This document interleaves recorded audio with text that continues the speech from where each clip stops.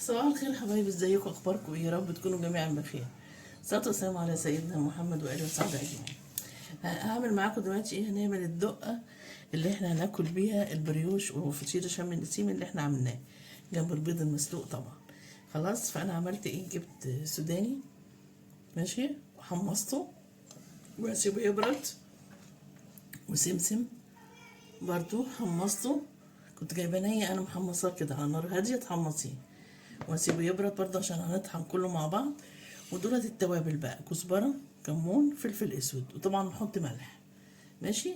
لازم التوابل او اي حاجه، حتى لو انت جايبه السمسم من عند العطار محمص، لازم تحطيه برضه على الطاسه في النار، على النار كده يسخن. ليه؟ عشان يطلع منه الرطوبه.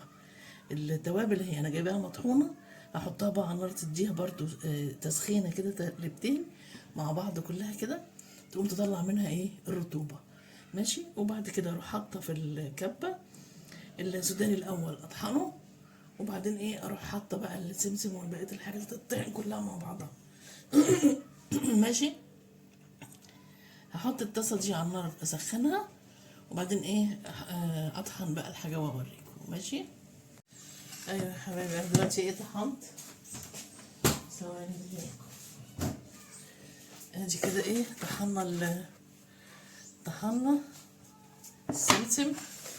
السمسم، والسوداني اهو طحناه. هنحط عليهم بقى ايه؟ التوابل، ونقلب كله مع بعض ونشوف ناقصها ايه. لو ناقصها حاجة نحط لها الملح طبعا، كمان نحطه بقى بالمرة عشان نقلب سوا. وندو لقيناها ناقصة ملح نحط لها ملح. نشوف كده.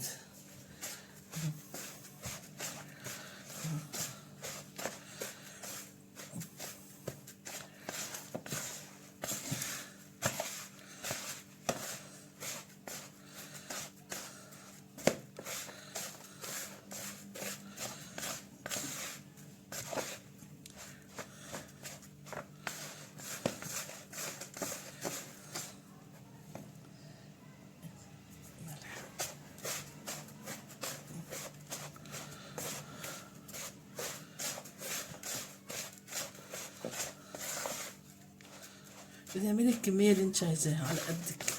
دي تبرد خالص وتروحي محطها في برطمان وقافله عليها، ولا يجرالها اي حاجة.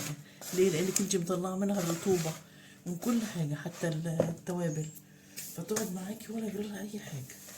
تقعد معاكي يعني، كانت بتقعد معايا والله بالثمان شهور ولا يجرالها حاجة. تحطيها على بطاطس محمرة، تحطيها على بيض مسلوق، على بيض مقلي، زي ما انت عايزة.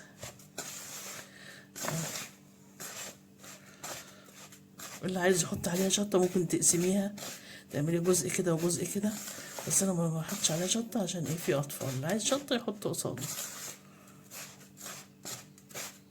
لازم تتقلب كويس جدا عشان يبقى كلها ايه؟ متقلبة وحلوة. تمام.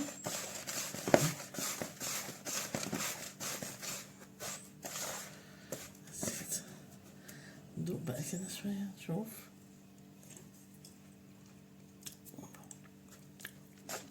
مية مية. حتى الملح حلو، مش هحط ملح.